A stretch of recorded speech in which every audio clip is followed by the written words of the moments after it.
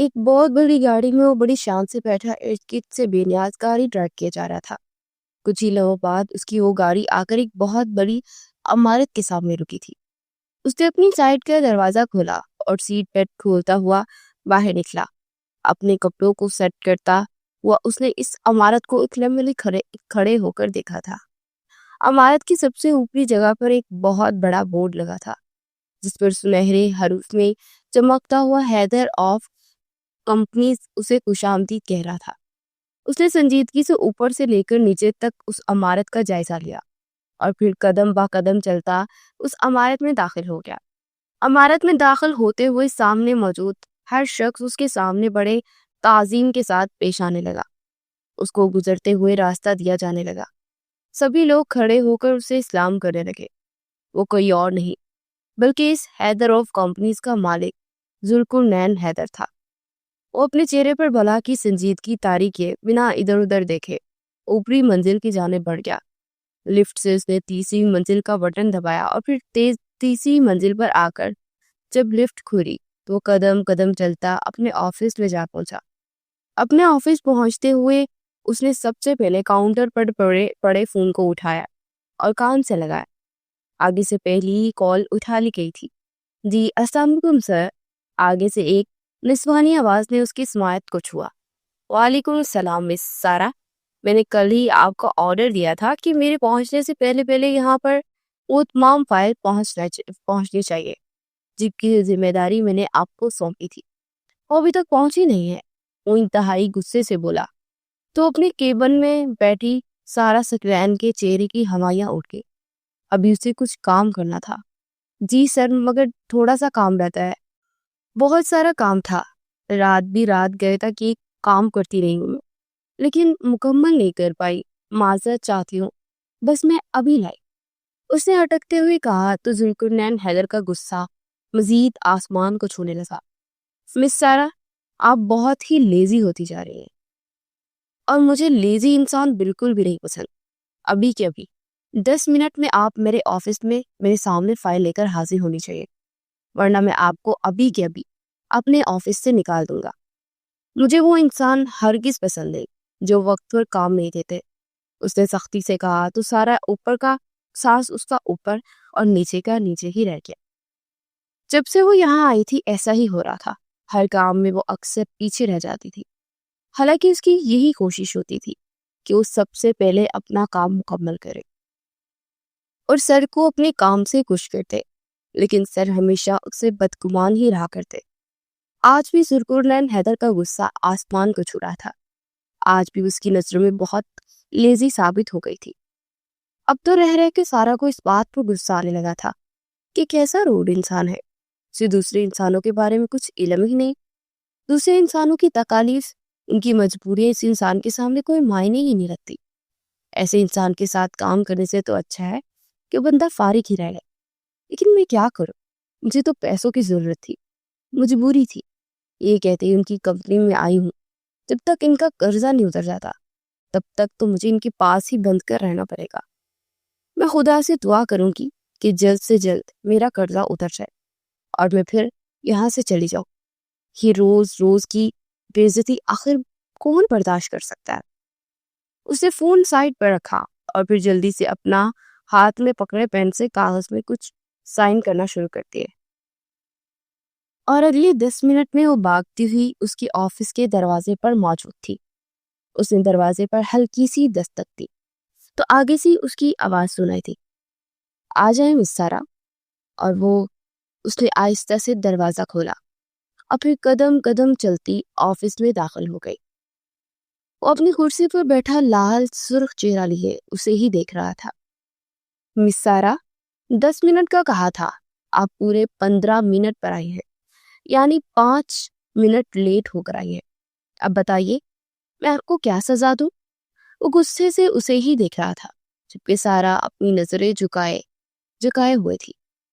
یہ پہلی بار نہیں ہو رہا تھا، جب سے یہاں اس آفس میں آئی تھی اس سے ہر کام یوں ہی الٹا ہو رہا تھا، اور اب تو نوبت یہاں تک آ پہنچی تھی کہ اسے اپنے آفس سے نکالنے کی دھمکیاں دے رہا تھا۔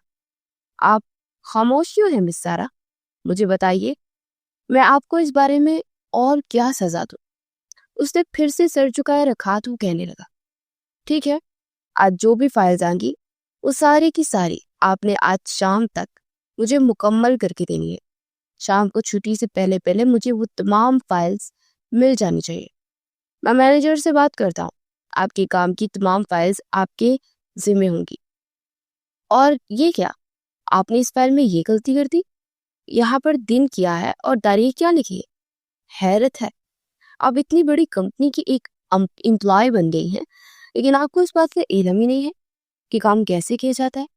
جائیے اور اس فائل کو دوبارہ سیٹ کیجیے، اور مینیجر کو ابھی دوسری فائلز لا کر آپ کو دیتا ہے، اور شام تک مجھے ساری کی ساری مکمل ہونی چاہیے۔ اس کے لیے آپ کا کوئی بہانہ نہیں سنوں گا، آپ جائیے یہاں سے۔ میرا کھڑی ہو کر منہ کیا دیکھ رہی ہیں آپ؟ اس نے غصے سے کہا تو ایک دم سے سہمتی ہوئی اس کی بات پر پیچھے کی جانب ہٹنے لگی تھی، اور ایک ایک قدم پیچھے ہٹاتے وہ سوری کہتی ہوئی دروازہ کھول کر باہر بھاگ گئی۔ اس کی آنکھوں سے آنسو نکل رہے تھے۔ کیسا یہ سخت مزاج انسان تھا۔ اس آفس کا ہر انسان کافی خوش اخلاق اور با اخلاق تھا۔ سبھی لوگ ذوالقرنین حیدر کی تعریف کرتے نہیں تھکتے تھے، لیکن نہ جانے کیوں اس نے ابھی تک اس میں ایسا کچھ بھی نہیں دیکھا تھا جو اسے اس کے لیے تعریف کے لائق لگتا۔ اس نے تو ہمیشہ اس سے روڈلی ہی بات کی تھی، اور اس سے ایسے ہی ہمیشہ سختی سے پیش آیا تھا، اور پھر وہ کیسے مان لیتی کہ وہ ایک خوش اخلاق انسان تھا، یا پھر وہ لائق تعریف تھا۔ اس نے اپنے ہاتھ صاف کیے اور پھر خاموشی سے اپنا سر جھکا کر اپنی ٹیبل پر بیٹھ گئی، اور پھر اپنے کیبل میں بیٹھے بیٹھے اس نے ایک بار پھر سے اس فائل کو ٹھیک کیا اور اپنے کام میں مصروف ہو گئی۔ جب دوسری طرف اس کی آفس سے باہر نکلی تو فوراً سے ذوالقرنین موبائل حیدر کے موبائل پر گھنٹی بجی تھی۔ اس نے موبائل کان سے لگایا تو آگے سے اس کی گرینڈ ماں کافی گھبرائی ہوئی معلوم ہو رہی تھی۔ کیا ہوا گرینڈ ماں، سب خیریت تو ہے نا؟ صبح ہی صبح کیسے یاد کر لیا آپ نے مجھے؟ اس نے مسکراتے ہوئے کہا تو گرینڈ ماں نے پھولی ہوئی سانسوں کے ساتھ اسے کہا، زمیا کی طبیعت بہت زیادہ خراب ہے اور تمہیں جلد سے جلد گھر پہنچنا ہوگا۔ گھر میں ڈرائیور بھی نہیں ہے کیونکہ ڈرائیور کو میرے گروسری لینے کے لیے بھیجا تھا، اور نہ جانے وہ کب آئے گا۔ اور زمیا کی حالت بگڑتی جا رہی تھی۔ گرینڈ ماں کافی گھبرائی ہوئی سی لگ رہی تھی۔ ٹھیک ہے گرینڈ ماں، میں ابھی آتا ہوں، آپ فکر مت کیجیے، سب کچھ ٹھیک ہو جائے گا۔ یہ کہتے ہوئے اس نے ٹیبل پہ پڑی اپنی گاڑی کی چابی اٹھا لی اور تقریباً بھاگتا ہوا لفٹ سے ہوتا ہوا نیچے پہنچا، اور پھر تقریباً بھاگتے ہوئے اپنی گاڑی تک پہنچا۔ گاڑی اپنی مخصوص آواز کے ساتھ سٹارٹ ہوئی تھی اور پھر روڈ پر ایسے چلنے لگی جیسے کوئی ہوائی جہاز اڑان بھرنے کے لیے بالکل تیار ہوتا ہے، اور پھر اسے ساری راستے گاڑی اس طریقے سے دوڑتی رہی جیسے اس سے پڑ لگے ہوں۔ گاڑی جہاز بن چکی تھی۔ وہ 1 گھنٹے میں طے ہونے والا فاصلہ صرف 15 منٹ میں ہی طے کر کے اپنے گھر آ پہنچا تھا۔ جیسے ہی گھر کی دہلیز پر اس نے قدم رکھا، سامنے دیکھا تو دروازہ کھلا ہوا تھا۔ وہ بھاگتا بھاگتا اندر پہنچا تو سیڑھیوں کے ساتھ نیچے گرینڈ ماں زمیا کا سر اپنی گود میں لیے رو رہی تھی، اور زمیا درد سے کرا رہی تھی۔ گھر پر کوئی ملازم بھی نہیں تھا۔ اس نے بھاگتے ہوئے جا کر زمیا کو اٹھایا اور پھر گرینڈ ماں کو ہاتھ پکڑتا ہوا زمیا اور گرینڈ ماں کو گاڑی تک لایا۔ ان دونوں کو گاڑی میں بٹھانے کے بعد اس نے فوراً سے گاڑی سٹارٹ کی، اور ایک بار پھر سے وہ گاڑی کو جہاز کی طرح اڑاتا ہسپتال جا پہنچا۔ وہ زمیا کی ڈلیوری کا وقت تھا۔ وہ درد سے چلا رہی تھی۔ اس نے اسے لیبر روم میں پہنچایا اور پھر باہر ہی گرینڈ ماں کے ساتھ انتظار کرنے لگا۔ اس کی طبیعت خراب سے خراب تر ہوتی جا رہی تھی۔ ڈاکٹرز نے اپنا کام شروع کر دیا۔ نرسز اور ڈاکٹر ادھر ادھر سے بھاگتی ہوئی نظر آ رہی تھی، لیکن کوئی بھی انہیں حالات کے بارے میں نہیں بتا رہا تھا۔ بس ایک ڈاکٹر جب لیبر روم سے باہر نکلی تو اس نے کہا کہ آپ لوگ دعا کیجیے، بچہ اور ماں دونوں ہی خطرے میں ہیں، اب انہیں آپ کی دعا ہی بچا سکتی ہے۔ یہ کہتی ہوئی وہ واپس لوٹ گئی، اور جب یہ خبر سنی تو ذوالقرنین حیدر کی رنگت سرتی مائل ہوئی تھی۔ اس کے دل میں چھن سے کچھ ٹوٹا۔ ایک بڑے خطرے کی گھنٹی اس کے سر پر منڈرا رہی تھی۔ کچھ سمجھ نہیں آ رہا تھا کہ وہ کیا کرے۔ یہ وہ پہلی چیز تھی جہاں پر وہ خود کو بے بس محسوس کر رہا تھا۔ وہ کوریڈور میں بڑی کرسیوں میں ایک کرسی پر بیٹھ گیا جہاں پر گرینڈ ماں اس کے ساتھ ہی بیٹھی تھی۔ گرینڈ ماں نے اس کے کندھے پر ہاتھ رکھا، اس کی آنکھیں بھی بھیگی ہوئی تھی، ان کے ہاتھ میں تسبیح تھی۔ انہوں نے کہا، بیٹا دیکھے میرے بچے، سب ٹھیک ہو جائے گا، اللہ سے اچھے کی امید رکھتے ہیں۔ اس طریقے سے بے بس ہو جانے کے لیے ایک اللہ ہی ہوتا ہے جو ہمیں اس مشکل سے وقت سے نکالتے ہو۔ بیٹا صبر کا دامن پکڑے رکھو۔ گرینڈ ماں نے اسے تاکید کی تو اس نے گرینڈ ماں کا ہاتھ پکڑ کر اپنے ہونٹوں سے لگایا اور پھر اپنی نم آنکھوں کو صاف کیا۔ یہ پہلی بار تھا جب ذوالقرنین حیدر کی آنکھوں سے آنسو بہنے لگے تھے۔ تقریباً 2 گھنٹے کے انتظار کے بعد ایک بار پھر سے وہی ڈاکٹر لیبر روم سے باہر نکلتی نظر آئی اور کہنے لگی، کنڈیشن بہت خراب چل رہی ہے، ہمیں بچے اور ماں میں سے کسی ایک کو بچانا پڑ سکتا ہے۔ میرے خیال سے ماں کی حالت بہت زیادہ خراب ہو رہی ہے اور عین ممکن ہے کہ ماں بچے کو جنم دیتے اس دنیا سے چلے جائے۔ اگر کسی کی جان چلی جائے تو آپ خود کو اطمینان میں رکھیے گا کیونکہ مریضہ کی حالت بہت خراب ہے۔ اگر ہم نے ڈیلیوری نہ کی تب بھی اس کی جان جائے گی، اور اگر ہم ڈیلیوری کریں گے تب بھی ان کی جان بچنے کی کچھ چانسز نہیں ہیں۔ باقی اللہ مالک ہے، آپ لوگ دعا کرتے رہیے۔ یہ کہتے ہوئے ڈاکٹر ایک بار پھر سے واپس مڑ گئی، لیکن ذوالقرنین حیدر کو کئی وسوسوں کا شکار کر گئی تھی۔ زمیہ تو اس کی جان تھی، وہ تو زمیہ کے بغیر ایک لمحہ بھی نہیں گزارتا تھا، اس کی پہلی اور آخری محبت تھی۔ آخر وہ کیسے اسے چھوڑ کر جا سکتی تھی؟ اس کے چلے جانے کا تصور ہی اسے احساس سے رلا رہا تھا۔ پھر اسے جب وہ ساری زندگی کے بچھڑنے جا رہی تھی تو وہ کیسے خوش رہ سکتا تھا؟ وہ کیسے نارمل رہ سکتا تھا؟ وہ ایک دم سے ڈاکٹر کے پیچھے لپکا اور کہا کہ میری زمیہ کو کچھ نہیں ہونا چاہیے ڈاکٹر صاحبہ، پلیز خدا کے لیے آپ بھی کچھ کریں، جتنا پیسہ لگتا ہے لگا لیں، جو کچھ لگتا ہے، جو کچھ کرنا ہے کریں، جس حد تک جانا ہے جائیں اور میری زمیہ کو بچا لیں۔ لیکن ڈاکٹر نے اسے کندھے پر تھپکی دیتے ہوئے کہا، دیکھیے ذوالقرنین صاحب، ہم اپنی اللہ سے پوری کوشش کر رہے ہیں، باقی آگے اللہ ہی، دعائیں تو تقدیریں بدل دیا کرتی ہے۔ اب دعا کیجیے، ہم علاج کریں گے، شفا دینے والی ذات وہ اللہ کی ہے۔ ڈاکٹر صاحب یہ کہتی ہوئی لیبر روم میں داخل ہو گئی تھی اور لیبر روم کا دروازہ بند ہو گیا اور یوں لگا جسے اس دروازے کے پیچھے ذوالقرنین حیدر کی سانسیں بھی بند ہو گئی ہیں۔ آج وہ مکمل طور پر ٹوٹنے والا تھا، آہستہ آہستہ کر کے وہ ٹوٹتا جا رہا تھا۔ اس کی ہمت جواب دیتی جا رہی تھی۔ یہاں آئے ہوئے ابھی سے 4تھا گھنٹہ ہی شروع ہوا تھا۔ اس گھنٹے میں انتظار مزید طویل ہوتا محسوس ہو رہا تھا۔ سانسیں بند ہونے لگی تھی۔ اس نے اپنی شرٹ کے بٹن کھول دیے، اپنا کوٹ بھی کھول کر اپنے بازو پر رکھ دیا تھا۔ گرینڈ ماں تسبیح کرنے میں مصروف تھی اور بار بار دعا کرنے میں مصروف تھی۔ ابھی 4تھا گھنٹہ مکمل بھی نہیں ہوا تھا کہ لیبر روم سے نکلتی ڈاکٹر نے اپنے ہاتھ میں پکڑا ہوا بچہ ان کی جانب پڑھا اور کہا، مبارک ہو مسٹر حیدر، آپ کو اللہ تعالیٰ نے چاند سا بیٹا عطا کیا ہے۔ اس نے مسکراتے ہوئے اپنے بیٹے کو اپنی گود میں دیا، پھر کہنے لگا، ڈاکٹر صاحبہ اس کی ماں کیسی ہے؟ وہ ٹھیک تو ہے نا؟ وہ بچے کو دیکھنے کے بجائے ڈاکٹر صاحبہ کو دکھلا تھا، حالانکہ بچہ اس کی اپنی گود میں تھا۔ اس کی بات پر ڈاکٹر سر چکا کے اور کہا، ہمیں معاف کر دیجیے حیدر صاحب، ہم آپ کی وائف کو نہیں بچا سکے۔ ہم نے بہت کوشش کی کہ وہ بچ سکے، اس کی وجہ سے ڈیلیوری میں بھی بہت ٹائم لگا، لیکن پھر بھی جو اللہ کا منظور وہی ہوا۔ ان کی حالت بہت خراب ہو چکی تھی، انہیں بہت ویکنس تھی اور وہ آخری ٹائم پر گر بھی گئی تھی، تو ایسے میں انہیں بچانا بہت مشکل تھا، لیکن ہم نے اپنی پوری کوشش کی۔ عین ممکن تھا کہ ماں کے ساتھ بچہ بھی چلا جاتا، لیکن ہماری کوششوں کی وجہ سے یہ بچہ بچ گیا ہے، لیکن ماں کو ہم نہیں بچا سکے، ہمیں معاف کر دیجیے۔ یہ کہتے ہوئے ڈاکٹر ایک سائڈ پر ہوتی وہاں سے چلی گئی، لیکن اب ذوالقرنین حیدر گھٹنوں کے بل گر سا گیا تھا۔ اس کے ہاتھ سے بچہ گرینڈ ماں نے لے لیا تھا۔ گرینڈ ماں عمر میں کافی بوڑھی تھی، لیکن وہ کافی ماڈرن تھی اور کافی پڑھی لکھی دادی تھی جو کہ بہت سمجھدار اور ذہین عورت تھی۔ گرینڈ ماں نے اسے بہت سنبھالنے کی کوشش کی اور زمیہ کی ڈیڈ باڈی گھر لائی گئی۔ اس کی آخری رسومات ادا کی جانے لگی۔ آفس میں سب کو چھٹی دے دی گئی تھی۔ 2 دن کے لیے سب کو چھٹی دے دی گئی تھی اور سب نے مل کر ذوالقرنین حیدر کی بیوی کی آخری رسومات ادا کی تھی۔ آفس کی سب امپلائیز ان کے گھر پر موجود تھے۔ بظاہر تو ذوالقرنین حیدر ایک مضبوط اور کڑیل جوان تھا، لیکن اس صدمے نے اسے اندر سے توڑ کر رکھ دیا تھا۔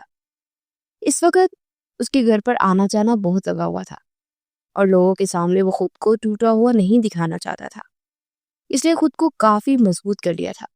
لیکن وہ ننھا شیر خوار بچہ جو کہ ابھی ابھی پیدا ہی ہوا تھا، اس کی ماں کہاں تھی وہ یہ بھی نہیں جانتا تھا۔ گرینڈ ماں اسے سنبھالے ہوئے تھی، لیکن گرینڈ ماں گھٹنوں اور جوڑوں کے درد کی وجہ سے کچھ بھی نہیں کر پا رہی تھی۔ وہ اس معصوم سے بچے کو کیسے سنبھال پاتی؟ ان کا بلڈ پریشر اکثر ہائی ہی رہتا تھا، اس لیے وہ جانتا تھا کہ گرینڈ ماں اسے نہیں سنبھال پائے گی۔ لیکن اب وہ کیا کرے گا؟ کئی وسوسوں کا شکار وہ خاموشی سے آنے والے مہمانوں کا استقبال کر رہا تھا۔ 2 دن آفس سے چھٹی کرنے کے بعد اس نے ایک بار پھر سے آفس جوائن کر لیا۔ آج وہ آفس پہنچا اور معمول کے مطابق سب کچھ دیکھنے لگا۔ اس نے وہ تمام فائلز جو اپنے امپلائی سارا سکلین کو دی تھی اس سے لینے کے لیے اسے کال کی، اور وہ اندر داخل ہوئی اور اس سے فائل لے کر فائلز کے بارے میں اسے سمجھا ہی رہا تھا کہ اس کا موبائل بجا تھا۔ اس نے موبائل کی طرف دیکھا تو گرینڈ ماں کا نمبر جگمگا رہا تھا۔ گرینڈ ماں نے کال کیوں کی ہے؟ اس نے حیرت سے دیکھا اور سارا کی موجودگی کو نظر انداز کرتے اس نے کال اٹینڈ کی۔ آگے سے گرینڈ ماں کافی گھبرائی ہوئی تھی اور کہہ رہی تھی کہ بیٹا، بیبی کی طبیعت بہت زیادہ خراب ہے، تم ایسا کرو کہ جلدی واپس گھر آ جاؤ، اسے ڈاکٹر کے پاس لے کر جانا ہے، میری گھٹنوں میں بڑا درد ہو رہا ہے، میں خود نہیں جا سکتی ہوں، جلدی گھر آ جاؤ۔ ٹھیک ہے گرینڈ ماں، میں ابھی آ رہا ہوں، آپ بالکل بھی فکر مت کیجیے، میں کچھ منٹوں میں آپ کے پاس ہوں گا۔ یہ کہتے ہوئے وہ اٹھا اور اس نے اپنے گاڑی کی چابی اٹھائی اور کہنے لگا، مس سارا، یہ آپ سب خود سے ہینڈل کر لیجیے گا، مجھے اس وقت بہت ایمرجنسی میں جانا پڑ رہا ہے۔ یہ کہتے ہوئے وہ رکا نہیں، اپنے آفس سے نکلتا ہوا چلا گیا اور وہ حیرت سے سر کہتی رہ گئی اور پیچھے کھڑی ہو گئی، لیکن وہ نہیں رکا۔ سارا نے اپنا سر جھٹکا اور پھر جلدی سے فائلز اٹھا دی، اپنے کیبن میں جا بیٹھی، لیکن نہ جانے کی اسے حیرانگی اور پریشانی نے آن گرا تھا۔ ایسی بھی کیا مجبوری ہو گئی تھی کہ وہ اتنا جلدی آفس سے باہر نکل گئے؟ آج تو انہوں نے مجھے ڈانٹا بھی نہیں، اس نے اپنے پورے دل میں سوچا، لیکن وہ کر بھی کیا سکتی تھی؟ وہ ایک معمولی سی امپلائی تھی اور وہ اس حیدر گروپ آف کمپنیز کا مالک تھا۔ وہ کچھ کہنے لائق ہی نہیں تھی اور وہ کچھ کہہ بھی نہیں سکتی تھی، کیونکہ اگر وہ کچھ کہتی تو اسے ڈانٹ دیتے اور وہ بالکل بھی ڈانٹ نہیں کھانا چاہتی تھی۔ پچھلا 1 مہینہ جو اس نے ان کے ساتھ گزارا تھا، اس میں سمجھ آ گئی تھی اسے کہ کتنی زیادہ کمنڈی اکڑوں ہیں، غلطی نہ بھی ہو تو وہ غلطی نکال لاتے ہیں، اور اگر وہ ان کے معاملے میں بولے گی تو وہ کیوں کر چپ رہیں گے؟ آخرکار اس نے خاموشی اختیار کی اور خاموشی سے اپنے کیبن میں بیٹھ کر اپنا کام کرنے لگی۔ آفس کے سبھی لوگ اپنا اپنا کام کر رہے تھے، کسی کو کسی چیز کی کوئی خبر نہیں تھی کہ آخر ذوالقرنین حیدر کہاں گیا اور کیوں کیا۔ ہر کوئی بس اپنے کام میں مصروف تھا، ہر کسی کو اپنے کاروبار سے لگاؤ ہوتا ہے اور وہ وہیں تک محدود تھا۔ اپنے گھر کے سامنے رکا اور پھر بھاگتا ہوا اندر گیا۔ گرینڈ ماں، کیا ہوا ہے بیبی کو؟ سب کچھ ٹھیک تو ہے نا؟ وہ بوکھلایا ہوا تھا۔ گرینڈ ماں نے بیبی کو گود میں اٹھایا اور ادھر ادھر پھر رہی تھی۔ گرینڈ ماں اس وقت برآمدے کے بیچوں بیچ کھڑی تھی، کہنے لگی، ارے بیٹا، کیا کروں؟ میرے گھٹنوں کا درد ہے کہ جاتا ہی نہیں، اور اس بچے کا بخار ہے کہ اترتا ہی نہیں، میں کیا کروں اور کیا نہیں؟ بیٹا، میں تو تمہیں یہی مشورہ دوں گی کہ تم دوسری شادی کر لو، بیوی کے بغیر ایک لمحہ بھی تم سے نہیں گزارا جائے گا، یہ معصوم بچہ تو بالکل بھی تم سے نہیں سنبھالا جائے گا۔ بیٹا، میری بات مانو اور شادی کے لیے ہاں کر دو، میں جلدی ہی کوئی اچھی سی لڑکی ڈھونڈ کر تمہارا نکاح کر دیتی ہوں۔ میں جانتی ہوں کہ کوئی بھی لڑکی زمیا کی جگہ نہیں لے سکتی ہے، لیکن پھر بھی اس بچے کو ممتا تو دے ہی سکتی ہے نا۔ ہر عورت میں کہیں نہ کہیں بچپن سے ہی ممتا کا جذبہ لازمی ہوتا ہے۔ ہر لڑکی بہت حساس ہوتی ہے اور ایسے چھوٹے معصوم بچوں کو تو لڑکیاں اپنے سینے سے ہی لگا لیتی ہیں۔ میں دیکھوں گی کہ کوئی بہت اچھی لڑکی دیکھ کر تمہارا نکاح اس سے کر دوں گی، اپنے لیے نہ چاہیے، اس بچے کے لیے سوچو۔ گرینڈ ماں کی یہ باتیں سن کر وہ اکتاس آ گیا تھا اور کہنے لگا، گرینڈ ماں مجھے اور کچھ نہیں سننا، اور نہ ہی مجھے شادی کرنی ہے، اور نہ ہی مجھے آپ کے لیکچر سننے ہیں۔ آپ میرے بیبی کو میرے حوالے کریں، اسے لے جاتا ہوں۔ اور وہ گرینڈ ماں کے ہاتھ سے بیبی لیتا ہوا گاڑی کی جانے پڑا۔ تو گرینڈ ماں بھی اسے پکارتے ہوئے ایک بار سے اس کے پیچھے آنے لگی۔ ارے بیٹا کیا کر رہے ہو؟ اکیلے کیسے سنبھالو گے؟ تم نے تو کبھی اتنے چھوٹے بچے کو سنبھالا بھی نہیں ہے۔ چلو ایسا کرتی ہوں، میں تمہارے ساتھ ہی چلتی ہوں۔ اکیلے جانا تو میرے بس کی بات نہیں تھی، لیکن اب میں تمہیں بھی اس معصوم بچے کے ساتھ اکیلا نہیں بھیج سکتی ہوں۔ میں جانتی ہوں کہ یہ تمہیں بہت تنگ کرے گا۔ ایک بچے کو سنبھالنے کے لیے ایک عورت کا ہونا لازم ہوتا ہے۔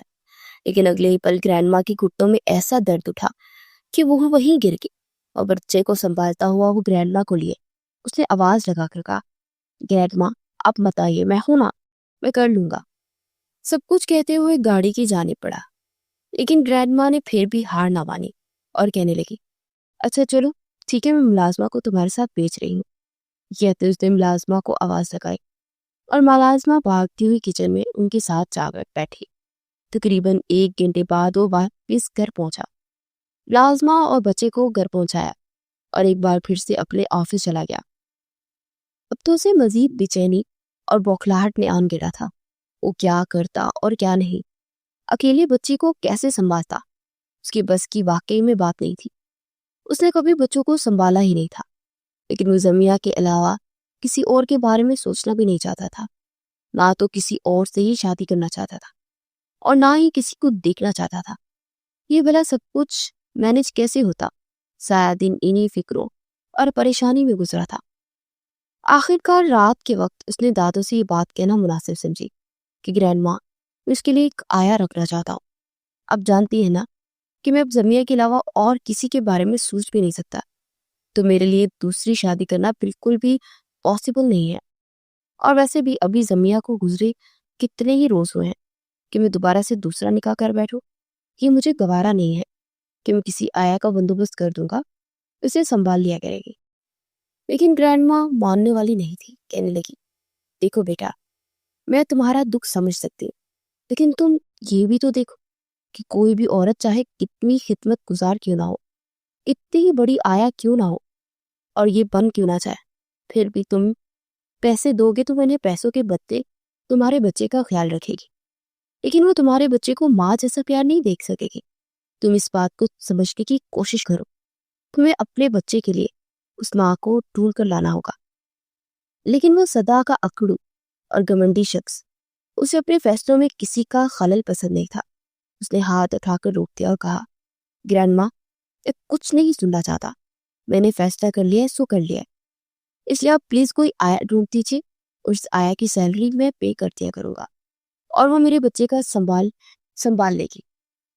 اور رہی بات پیار کی، تو میں آفس سے آنے کے بعد اسے ایسا پیار دوں گا کہ اپنی ماں کو کبھی یاد بھی نہیں کرے گا، اسے ماں اور باپ دونوں کا پیار دوں گا۔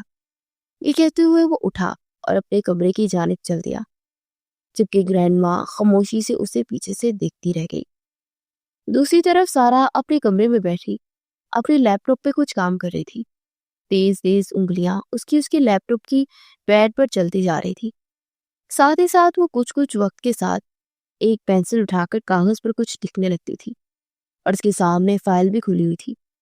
وہ فائلز مکمل کر رہی تھی، کچھ ریسرچ کر کے وہ فائلز کا کام پورا کرنے میں مصروف تھی کہ تبھی اسے کسی کے رونے کی آواز سنائی دی۔ اس نے اپنا سر اٹھا کر دیکھا اور سب کچھ وہی چھوڑ چھاڑ کر جلدی سے چپل پہنتی وہ کمرے سے باہر نکلی۔ سامنے اس کی امی اس کی ننھی سی معصوم سی 6 ماہ کی بیٹی کو ہاتھ میں اٹھائے ادھر سے ادھر پھر رہی تھی، لیکن وہ پھر بھی چپ نہیں ہو رہی تھی۔ کیا ہوا ہے امی؟ یہ کیوں رو رہی ہے؟ اس کے پوچھنے پر اس کی ماں نے اس کی طرف دیکھا اور کہا، بیٹا یہ لو دیکھو کنزا کو، یہ تو بالکل بھی چپ نہیں ہو رہی، پتہ نہیں کیا ہو گیا ہے، مجھے لگتا ہے کہ ایک بار پھر اس کا سانس پھولتا جا رہا ہے۔ یہ کہتے ہوئے بری طرح گھبرائی ہوئی معلوم ہو رہی تھی۔ ارے ہاں امی، واقعی میں اس کی طبیعت بہت زیادہ خراب ہو رہی ہے، اور ہے بھی رات کا وقت۔ اب کیا کریں، میرے پاس تو کوئی گاڑی بھی نہیں ہے، میں اس کو کیسے لے کر جاؤں ہاسپٹل؟ اس کا سانس جیسے اٹکنے لگا تھا۔ اس نے کنزا کو اپنے سینے سے لگایا تو پھر کہنے لگی، امی میں اسے ڈاکٹر کے پاس لے کر جا رہی ہوں، آپ گھر کا خیال رکھیے گا، آپ میرا پرس میرے کمرے سے لا دیجیے گا۔ اس نے جلدی سے کہا تو اس کی ماں جلدی سے جا کر اس کے کمرے سے پرس لے آئی تھی، لیکن آتے ساتھ ہی کہنے لگی، دیکھو بیٹا سارا، میں تمہارے ساتھ آنا چاہتی ہوں، میں تمہیں اکیلا نہیں بھیج سکتی، اتنی رات ہو چکی ہے اور تم کیسے اپنی اس معصوم سی بچی کو لیے پھرتی رہو گی، نہ جانے کہاں کوئی ڈاکٹر ملے بھی یا نہیں۔ ارے امی آپ فکر نہ کرے، اس وقت آپ کا گھر میں رہنا سب سے بہتر آپشن ہے، ورنہ ہم دونوں چلے گئے تو گھر اکیلا رہ جائے گا، اور گھر میں رہیں اور دعا کیجیے، بس میں اسے ڈاکٹر کو دکھا کر ابھی واپس آتی ہوں۔ اور عجلت میں کہتی ہوئی گیٹ سے باہر نکل گئی۔ سوٹ کے ساتھ کا دوپٹہ اس نے اپنے کندھوں پر پھیلایا ہوا تھا۔ باہر نکلی تو اس نے وہ بھی اپنے سر پر ڈال لیا تھا۔ آج چادر لینا تک وہ بول چکی تھی۔ وہ تیز تیز قدم چلتی ہوئی کالونی کے مین گیٹ تک پہنچی اور پھر وہاں سے نکلتی وہ مین روڈ تک آئی، اور اس وقت بھی اس کی شہر میں دن کا سما تھا۔ لوگ اپنے اپنے کاموں میں آ جا رہے تھے، ہر کوئی اپنے کام سے کام رکھے ہوئے تھا، لیکن ایسے میں کسی اکیلی لڑکی کو دیکھ بہت سے درندے گاٹ لگائے ہوئے بیٹھے تھے۔ اسے خود کو بھی محفوظ رکھنا تھا اور اپنی بیٹی کو بھی محفوظ رکھنا تھا۔ وہ مین روڈ تک آئی اور دیکھا کہ ٹریفک جاری تھی، کئی رکشے ادھر سے ادھر آ جا رہے تھے۔ اس نے اپنی طرف سے ایک آٹو کو آتے ہوئے دیکھا تو ہاتھ کھڑا کیا، اور رکشہ عین اس کے سامنے آ رکا تو اس نے ہاسپٹل کا پتہ بتایا اور اسی میں بیٹھ گئی، لیکن وہ نہیں جانتی تھی کہ یہ رکشہ اس کے لیے خطرے کا باعث بن سکتا ہے۔ اسے اپنی پریشانی میں سب سے بڑی وجہ یہی لگ رہی تھی کہ اچانک آؤٹر جانے پہچانے راستے سے ایک انجانے راستے کی طرف گامزن ہونے لگا۔ تو اس نے کہا کہ بھائی صاحب یہ آپ کہاں لے کر جا رہے ہیں؟ آپ دیکھ نہیں رہے کہ میری بیٹی کی طبیعت بگڑتی جا رہی ہے؟ آپ جلدی سے ہاسپٹل کی جانب موڑ دیں گاڑی، جلدی کریں، میری بیٹی کی طبیعت خراب ہو رہی ہے، وہ مر جائے گی۔ اس نے تقریباً چلا کر کہا تھا، لیکن آٹو ڈرائیور نے ایک چناتی ہنسی ہنسی اور اسے سب کچھ اپنے ہاتھوں سے جاتا ہوا دکھ رہا تھا، یہاں تک کہ وہ اپنی عزت بھی۔ وہ واقعی بھی ٹھیک کہہ رہی تھی امی کہ اس کے ساتھ چلے جانا ان کے لیے بہتر تھا۔ وہ واقعی بھی اس دنیا کے حالات کا مقابلہ نہیں کر سکتی تھی، لیکن اس نے جلد سے جلد خود کو سنبھالا اور اپنے بیگ میں سے اپنا موبائل نکال لائے اور جلدی سے جو نمبر آ گیا ہے اس نے ڈائل کر دیا۔ آگے سے دوسری بیل پر ہی کال اٹھا لی گئی۔ ہیلو مس سارا، اس وقت کال کی کوئی ایمرجنسی تو نہیں یا پھر کوئی کام سمجھ نہیں آ رہا تو آپ مجھے میرے مینیجر کو کال کر کے پوچھ لینا۔ آگے سے اس کی گمبھیر اور اکڑو قسم کی آواز اس کے کانوں میں گونجی تھی تو ایک دم سے جیسے زہر سا گھل گیا، لیکن اگلے ہی لمحے سے اپنی پریشانی یاد آئی تو وہ روتے ہوئے کہنے لگی، پلیز میری مدد کرے، یہ مجھے کہیں اور لے کر جا رہا ہے اور یہ مجھے غلط راستے پر لے کر جا رہا ہے۔ میں نہیں جانتی کہ میں سے کیسے کسی کا نمبر ڈائل کیا ہے، خدا کے لیے میری مدد کرے۔ اس نے روتے ہوئے کہا۔ اسے کچھ سمجھ نہیں آ رہی تھی کہ آگے سے کیا جواب دے، جب کہ اب اس کی اس بات پر ذوالقرنین حیدر ایک دم سے اٹھ کر بیٹھ گیا۔ مس سارا آپ کہاں پر ہیں؟ آپ مجھے اپنی لوکیشن بھیجیے، میں بھی آپ کے پاس پہنچ رہا ہوں۔ ایک دم سے اس کی اکڑ، اس کا غرور جیسے تہس نہس ہوا تھا۔ وہ اکڑو ہونے کے ساتھ ساتھ ایک اچھے دل کا مالک بھی تھا جو کبھی پھر کسی بھی قیمت پر کسی کی بھی مدد کر سکتا تھا۔ سارا نے جلدی سے ہاتھ چلاتے اپنے لوکیشن اسے سینڈ کی۔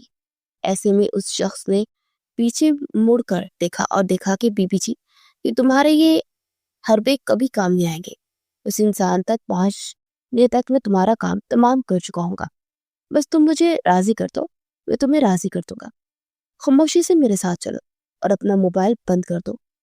آٹو ڈرائیور نے کہا تو اس نے غصے سے اس کی طرف دیکھا اور کہا، پانی میں ڈوب مرو تم، اس تم بے غیرت انسان، تمہیں کیڑے پڑے، تمہیں شرم نہیں آتی؟ تمہارے گھر میں کوئی ماں بہن نہیں ہے؟ تم کسی اور عورت پر ایسی گندی نظر ڈالتے ہو؟ تو آگے سے کہنے لگا، میرے گھر میں رہنے والی میری بہنیں اور بیٹیاں، میری ماں کوئی تم جیسی آوارہ نہیں ہے کہ رات کی اس پہر اکیلی سڑکوں پر گھومتی پھرے، جس کے سر پہ دوپٹہ تک نہ ہو۔ اس نے دیکھا کہ اس کا دوپٹہ واقعی میں اس کے سر سے اتر گیا تھا۔ اس نے جلدی سے اپنا دوپٹہ سر سے لے کر دوپٹہ ٹھیک کیا اور اپنے بیٹی کو سینے سے لگا لیا۔ ابھی کچھ ہی دیر دور ہی وہ آگے بڑھی تھی کہ اچانک سے رکشہ رک گیا۔ اس نے دیکھا کہ سامنے ایک بڑی گاڑی تھی۔ یقیناً وہ ذوالقرنین حیدر آن پہنچا تھا۔ اس نے اس بڑی گاڑی کو دیکھا تو سکون کا سانس لیا، لیکن اگلے ہی پل کسی نے آٹو ڈرائیور کو دبوچ ڈالا تھا اور ایک کے بعد ایک اس کے چہرے پر مکے برسائے جانے لگے۔ اندھیری رات تھی، گاڑی کی بتیاں بھی بجھ چکی تھی اور آٹو کی لائٹ بھی اسے سیدھی سامنے سے آتی دکھائی دے رہی تھی۔ جب وہ شخص جس نے اسے دبوچا تھا وہ سائڈ پر ہوا اور اچانک ہی اس کے سامنے آیا، وہ واقعی میں ذوالقرنین تھا۔ اس نے اسی وقت فون کر کے پولیس بھی بلوا لی تھی اور آٹو ڈرائیور کو اس کے حوالے کر دیا، جبکہ سارا کو اپنے ساتھ یہ ہاسپٹل آیا تھا۔ اس نے ساری سچویشن سنبھالی تھی اور اس کی بیٹی کنزا کو بھی ہاسپٹل دکھانے کے بعد اسے واپس گھر چھوڑ گیا تھا۔ لیکن اس دوران اس نے صرف یہی کہا تھا، دیکھیے مس سارا، مجھے آپ سے کہنا تو نہیں چاہیے، لیکن آپ بہت ہی لاپرواہ ہیں۔ جس طرح آپ آفس کے کام سے لاپرواہی کا مظاہرہ کرتی ہیں، اسی طرح آپ گھر کے معاملات میں بھی بڑی ہی غیر ذمہ دار برت رہی ہے۔ اب اگر آپ کو یا آپ کی بچی کو کچھ ہو جاتا تو پھر بتائیے اس کا کیا جاتا؟ نقصان آپ ہی کا ہوتا نا۔ یہ تو شکر ہے کہ آپ نے مجھ سے مدد مانگ لی، اگر آپ میری جگہ کوئی اور ہوتا تو شاید وہ اس معاملے میں پڑتا ہی نہ، اور آپ کے لیے بہتر یہی ہوگا کہ آپ اپنی زندگی کی ذمہ داریاں سنبھالنا شروع کر دیں۔ کب تک آپ اس طرح لوگوں پر ڈیپینڈ کرتی رہیں گی؟ اور اس کی بات پر وہ ختم ہوئی تو سارا کا گھر سامنے نظر آیا۔ سارا نے باہر نکلتے انہیں اندر آنے کے لیے کہا، لیکن وہ اگلی بار کا کہتا سنجیدہ تاثرات سے واپس مڑ گیا۔ اس کے چہرے پر ابھی بھی کوئی اپنائیت نہیں تھی۔ اس نے بس انسانیت کے ناطے اس کی مدد کی تھی، لیکن اس نے اس کی مدد کی تھی، یہی ایک بہت بڑی بات تھی۔ وہ گھر واپس آئی اور روتے ہوئے اپنی ماں سے لپٹ گئی۔ کافی دیر رونے کے بعد وہ خاموشی سے اپنے کمرے میں آ گئی، لیکن اس کا دماغ اب اس بار بھی ہونے والے واقعے پہ اٹک گیا تھا، جبکہ اس کی ماں نے یہ بات سن کر اسے کہا تھا کہ میں تمہیں کہتی ہوں نا کہ دوسری شادی کر لو۔ دیکھو بیٹا، اکیلے تم کبھی بھی اپنی بچی کو نہیں سنبھال پاؤ گی۔ جس طرح ایک ماں کا ہونا ضروری ہوتا نا، اسی طرح ایک بچی پر کے سر پر ایک باپ کا ہونا بہت ہی ضروری ہوتا بیٹا۔ میری بات سمجھو، میں کوئی اچھا لڑکا دیکھ کر تمہاری شادی کر دوں گی۔ یوں اکیلے زندگی نہیں گزاری جاتی۔ میں نے جو عرصہ تمہارے باپ کے بغیر گزارا ہے نا، یہ صرف میں ہی جانتی ہوں، اور تم تو جوان جہان ہو، آخر کہاں کہاں کے دھکے کھاتی پھرو گی۔ لیکن اس نے ہاتھ اٹھا کر انکار کر دیا۔ اسی وقت ذوالقرنین حیدر اور سارا سکرین دونوں کی کنڈیشن ایک جیسی تھی، بس نوعیت مختلف تھی۔ اس کے پاس بے تحاشا پیسہ تھا اور وہ سب کچھ کر سکتا تھا، لیکن اس کے پاس کچھ بھی نہ تھا اور یہ بہت بے بس تھی۔ مشکلوں سے اس نے وہ لون لے رکھا تھا جس کا قرض چکانے کے لیے اسے نوکری کرنی پڑی تھی، کیونکہ اس کی بیٹی کو ایک بہت بڑی بیماری تھی اور اس کے علاج کے لیے اسے پیسوں کی ضرورت تھی۔ اس کمپنی میں نہ تو صرف اسے جاب ملی تھی بلکہ اسے لون بھی مل چکا تھا، جس کے پیسے اس کی ہر تنخواہ سے کٹتے جاتے تھے، اور اس کی بیٹی کا علاج ہو رہا تھا۔ اس کے لیے یہی کافی تھا۔ وہ بس اپنے پیروں سے کھڑی ہونا چاہتی تھی۔ اس کا کہنا تھا کہ اس کے علاوہ اس کی بیٹی کا کوئی ایسا خیال نہیں رکھے گا جس طرح وہ رکھتی ہے۔ کوئی بھی شخص اسے نہیں اپنائے گا، کیونکہ وہ ہر شخص کسی کی اولاد کو نہیں پالتا اور نہیں سنبھال سکتا۔ اس واقعے کو کئی دن گزر گئے تھے۔ وہ واقعی میں ذوالقرنین حیدر سے نظریں چرا رہی تھی اور خود کو کافی لاپرواہ اور غیر ذمہ دار سمجھ رہی تھی۔ وہ اس کے سامنے جانے سے کتراتی تھی کیونکہ وہ ہمیشہ اسے ڈانٹ دیا کرتا تھا، اور اس کی ڈانٹ سن کر اب وہ تھک چکی تھی، اس لیے اپنا کام بھی کسی اور کے ذریعے کروا رہی تھی۔ فائلز دینی ہوتی تو اس کے آنے سے پہلے اس کی آفس میں موجود ہوتی اور بچا کر رکھاتی تھی، لیکن آج ایک ایسا سورج طلوع ہوا تھا کہ اسے اپنا کام خود ہی اسے جا کر دینا پڑ رہا تھا، کیونکہ آج اس نے اسے خود بلا لیا تھا۔ وہ جو ہی اندر داخل ہوئی اس نے دیکھا کہ 1 بجے کی رونے کی آواز تھی۔ ایک بہت چھوٹا سا معصوم سا بچہ تھا جو کہ بیبی کارٹ میں تھا، اور سے وہ بار بار چپ کروانے کی کوشش کر رہا تھا۔ شیشے کے دروازے کے پاس کھڑی سارا اسے ہی دیکھ رہی تھی، لیکن بچہ اسے چپ بھی نہیں ہو رہا تھا۔ آخر کار اس نے وہ بچہ اٹھا کر اپنے کندھے پر سلایا، اسے تھپکی دی، لیکن بچہ کسی طرح بھی نہیں چپ رہا تھا۔ آخرکار کچھ سوچتے ہوئے وہ آگے بڑھی اور فائلز میز پر رکھتے ہوئے کہنے لگی، سر بچہ آپ مجھے دے دے، میں اسے چپ کروا دیتی ہوں۔ وہ انکار کرنا چاہتا تھا، لیکن انکار کرنے سے پہلے ہی وہ آگے بڑھ چکی تھی اور بچہ اپنے ہاتھ میں لے چکی تھی۔ اس نے بچے کو ایسے اٹھایا کہ بچہ خاموش ہو گیا۔ یہ دیکھ کر وہ واقعی حیران ہوا۔ یہ بچے کا آفس میں پہلا دن تھا، ابھی تک اسے آیا نہیں ملی تھی۔ گرینڈ ماں اس کا خیال نہیں رکھ پا رہی تھی، اس لیے اسے یہی مناسب لگا کہ وہ بچے کو لے کر خود ہی آفس چلا جائے۔ آفس میں اس کا کام بھی ہوتا رہے گا اور آفس کا بھی خرچ نہیں ہوگا اور وہ بچہ بھی سنبھال لے گا۔ لیکن بچہ اس سے کسی طور بھی نہیں سنبھل پا رہا تھا۔ حقیقی بات اسے اب سمجھ آ رہی تھی کہ واقعی میں ایک بچے کو سنبھالنے کے لیے ایک عورت کی اشد ضرورت ہوتی ہے جو اس کے پاس نہیں تھی۔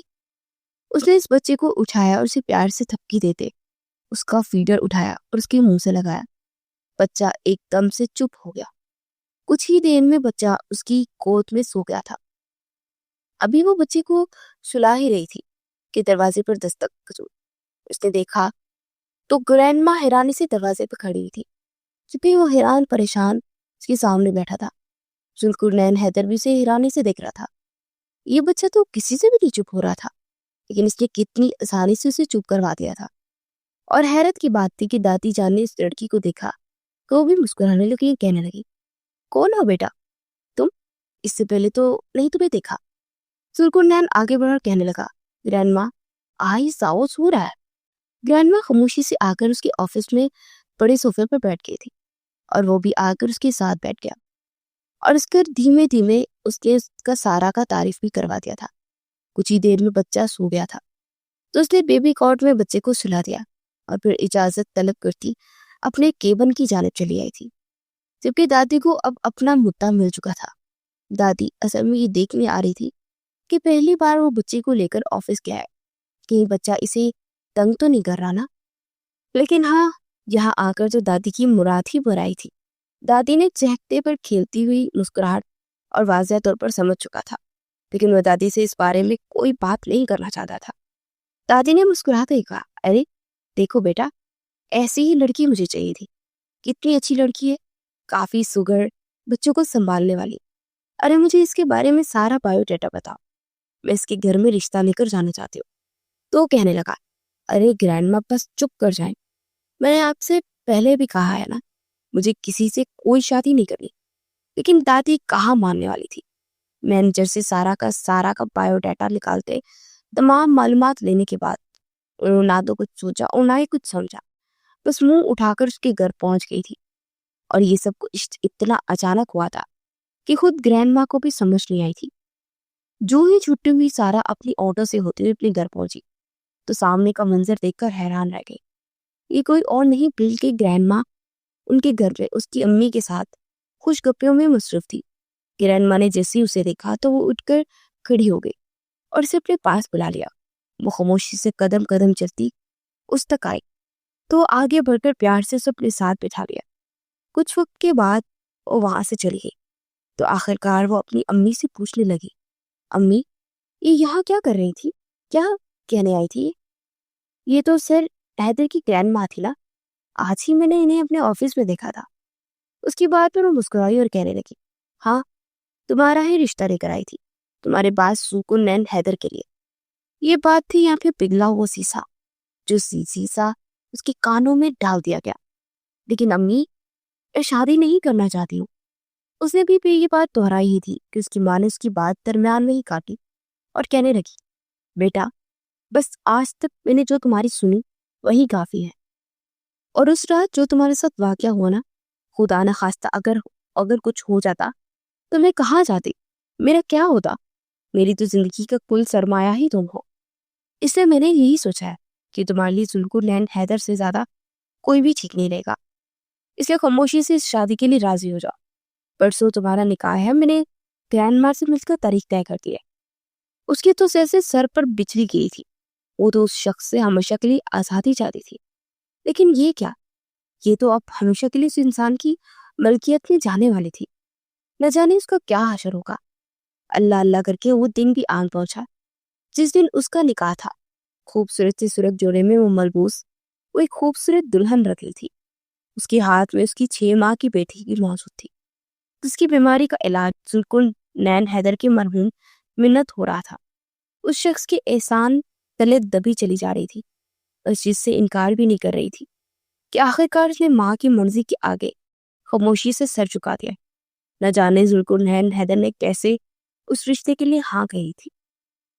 اسے کچھ سمجھ نہیں آ رہا تھا۔ نکاح کے بعد وہ دلہن بنی اس کے کمرے میں بیٹھی تھی کہ تبھی اسے بچے کے رونے کی آواز سنائی دی، لیکن دروازہ تو بند تھا۔ کمرے میں ادھر ادھر دیکھنے کے بعد اسے کچھ سمجھ نہیں آ رہی تھی۔ کنزا کو اپنی ماں کے پاس چھوڑ آئی تھی اور یہ بچہ یقیناً وہی تھا جو اس نے اس روز آفس میں سلایا تھا۔ یہ ذوالقرنین حیدر کا بچہ تھا، لیکن یہ اتنا کیوں رو رہا تھا؟ اسے بالکل بھی ویسی فکر کیوں ہونے لگی جیسے کنزا کی رونے کی فکر ہوتی تھی؟ ابھی تک ذوالقرنین کا کوئی اتا پتہ نہیں تھا۔ اس نے ادھر ادھر دیکھا اور پھر جلدی سے اپنی ڈیوٹی سنبھالتے وہ باہر کی جانب آ گئی تھی۔ اس نے دروازہ کھولا اور جو ہی سامنے دیکھا، ایک ملازمہ ایک بچے کو چپ کروانے میں مصروف تھی، لیکن بچہ تھا کہ خاموش ہونے میں ہی نہیں آ رہا تھا۔ اس کی رونے کی آواز سن کر گرینڈ ماں بھی اپنے کمرے سے باہر آ گئی تھی کہ سامنے کا منظر دیکھ کر وہ رک گئی۔ گرینڈ ماں کے ساتھ آنے والا وہ بھی وہی جیسے جم سا گیا تھا۔ اس نے ملازمہ کے ہاتھ سے وہ بچہ لیا اور اسے آہستگی سے اپنے سینے سے ڈال لیا اور آہستگی سے اسے تھپتھپاتی ہوئی ادھر سے ادھر ٹہلنے لگی تھی۔ کچھ ہی دیر میں بچہ خاموش ہو گیا اور ایک دم سے اچھلنے کودنے لگا۔ یہ دیکھ کر ذوالقرنین حیدر کو ایک خوشگوار حیرت ہوئی اور حیرت کے آن گرا۔ وہ جیسی ماں اپنے بچے کے لیے لے کے آنا چاہتا تھا، یقیناً اسے ویسے ہی مل گئی تھی، لیکن اپنے چہرے پر سنجیدگی لیے وہ وہاں سے ہٹ گیا۔ وہ نہیں چاہتا تھا کہ اس کے بارے میں سارا کو کچھ بھی علم ہو۔ وہ ابھی بھی سارا کو آزمانا چاہتا تھا۔ وہ کافی دیر ٹہلنے کے بعد اپنے کمرے میں گیا تو وہ ابھی تک بیبی کو اپنی جولی میں لیے بیٹھی تھی۔ جیسے ہی دروازہ کھولنے اور بند کرنے کی آواز آئی، وہ ایک دم سے اس کی آنکھ کھل گئی تھی۔ اس کی آنکھ سے نیند کا خمار ابھی بھی نکل رہا تھا۔ وہ اندر داخل ہوا، پھر قدم قدم چلتا اس کے قریب آ گیا۔ آفس میں امپلائی ہونے کے بعد آج اس کا وہ سامنا کر رہا تھا۔ اس کی شوہر کے حساب سے جو ہوا تھا وہ ہوا تھا۔ حیدر سر، معاف کیجیے گا، میں بیبی کو سلا رہی تھی، یہ بہت ہی رو رہا تھا تو مجھے اس کا رونا دیکھا نہیں گیا۔ اس نے کہا تو مسکراتے ہوئے اس کے پاس بیٹھ گیا، کہنے لگا، تم مجھے ایک بات بتاؤ کہ تم اس بچے کو اپنے دل سے اپناؤ گی یا پھر زبردستی؟ جیسے تم اس رشتے میں بندی ہو، ایسا ہی تم اس رشتے کو زبردستی اپنے سر پر مسلط کرو گی، اور اس بچے کو بھی۔ اس نے ایک دم سے کرنٹ کھا کر اسے دیکھا۔ وہ اکڑو اور بدمزاج شخص اس کے سامنے بیٹھا کافی سنجیدگی سے یہ بات کر رہا تھا، جس کے دل میں یہ بات بالکل بھی نہ تھی۔ وہ کہنے لگی، سر دیکھیں، میرا آپ سے تعلق چاہے جو بھی ہو اور یہ تعلق جیسے بھی استوار ہوا ہو، لیکن میں ایک ماں ہوں اور اپنی کنزا کی جگہ پر اس بچے کو دیکھتے ہیں۔ میں کبھی نہیں جانتی کہ آپ نے مجھ سے شادی کیوں کی اور کس لیے کی۔ میں بس اتنا جانتی ہوں کہ اس بچے کو میری ضرورت ہے اور میں اسے اس کی ماں کا پیار لازمی دوں گی۔ یہ کہتے اس نے اس بچے کو اٹھا کر اپنے سینے سے لگایا تو ذوالقرنین حیدر کی آنکھیں جلک پڑی تھی۔ اس نے اپنی انگلی اور انگوٹھے کی مدد سے اپنی آنکھیں صاف کی اور پھر سر جھٹک کر وہ باہر نکل گیا۔ کیا کوئی غیر ماں ایسا کردار ادا کر سکتی ہے؟ اسے لگتا تھا کہ کوئی بھی دوسری عورت حقیقی ماں کا کردار ادا نہیں کر سکتی، لیکن یہاں پر وہ غلط ثابت ہو رہا تھا۔ کچھ دیر ادھر ادھر ٹہلنے کے بعد وہ ایک بار پھر سے اپنے کمرے میں آیا تو دیکھا کہ وہ بچے کے ساتھ بیڈ پر سو رہی تھی۔ اس نے اسے جگانا مناسب نہ سمجھا اور خاموشی سے اپنا تکیہ اٹھا کر صوفے پر آ کر لیٹ گیا۔ صوفے پر اسے نیند تو نہیں آ رہی تھی، لیکن وہ ادھر ادھر کروٹیں بدلتا جانے کفوس ہو گیا۔ دوسرے روز صبح جیسے ہی اس کی آنکھ کھلی تو اس نے ایک منظر اپنے کمرے میں دیکھا۔ کچھ اذانیں صبح کی ہو چکی تھی اور کچھ ابھی باقی ہو رہی تھی۔ ہر طرف سے مسجد سے اذان کی آواز سنائی دے رہی تھی۔ ماحول کافی پر رونق لگ رہا تھا۔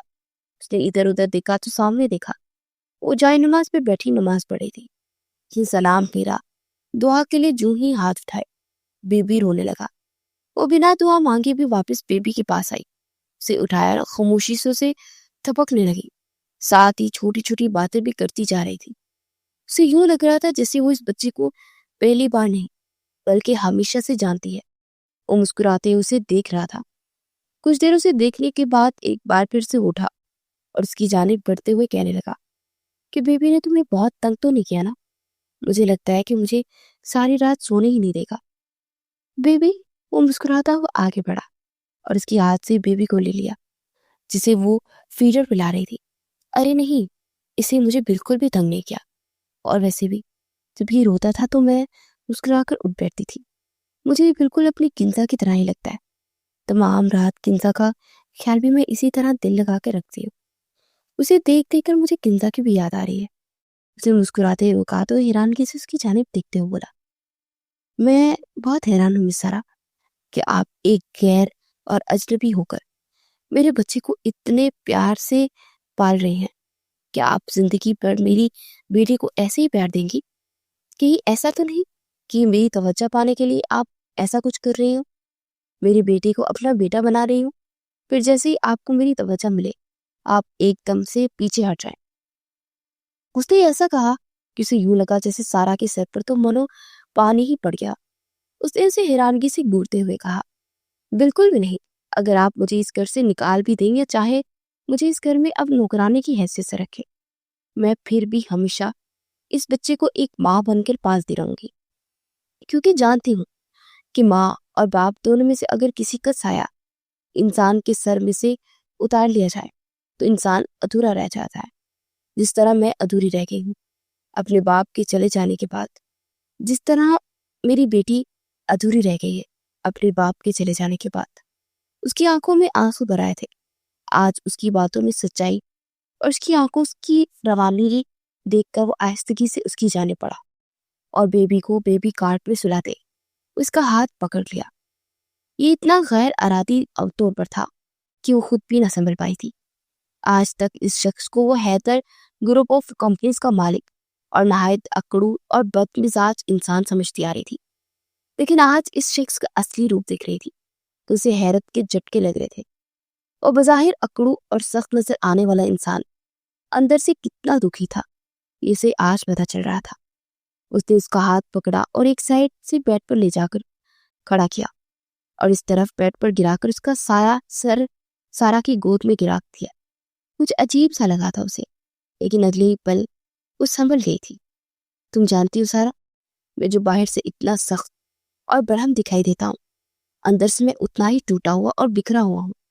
تم جانتی ہو میں زمیا سے بے حد محبت کرتا تھا، اس سے شادی میری زندگی کا سب سے بڑا خواب تھے، اور اس شادی کے لیے میں نے کتنے ہی پاپڑ بیلے تھے۔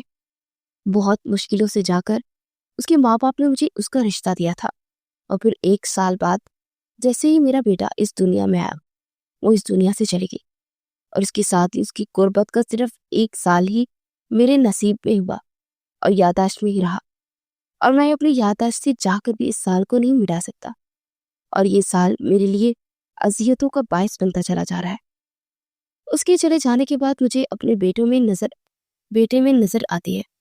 میں چاہتا تھا کہ میں اپنے بیٹے کو خود ہی پالوں پوسوں اور بڑا کروں، لیکن ایسا نہیں ہو رہا۔ میں نہیں سنبھال پا رہا اپنے بچے کو، ایک ملازمہ کے ہاتھ نہیں پالنا چاہتا۔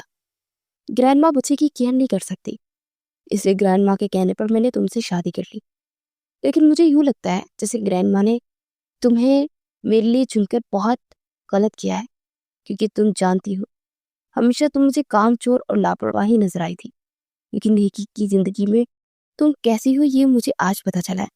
مجھے معاف کر دو، پچھلے تمام غلطیوں، تمہارا جو دل دکھایا اس کے لیے، سب کے لیے میں معافی چاہتا ہوں۔ اس کے ہاتھ کو مضبوطی سے پکڑا اور اپنے ہونٹوں سے لگا لیا۔ اس کی یہ بات سن کر سارا کی آنکھوں میں آنسو آ گئے تھے۔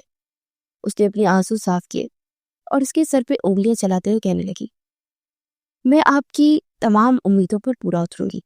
میں کوشش کروں گی کہ آپ سے آپ کی وہ بیوی جو آپ کو بھول چکی ہے، بھول نہیں پا رہے، اسے فراموش کروا دو تاکہ آپ کی اذیت پہ کچھ کمی ہو سکے۔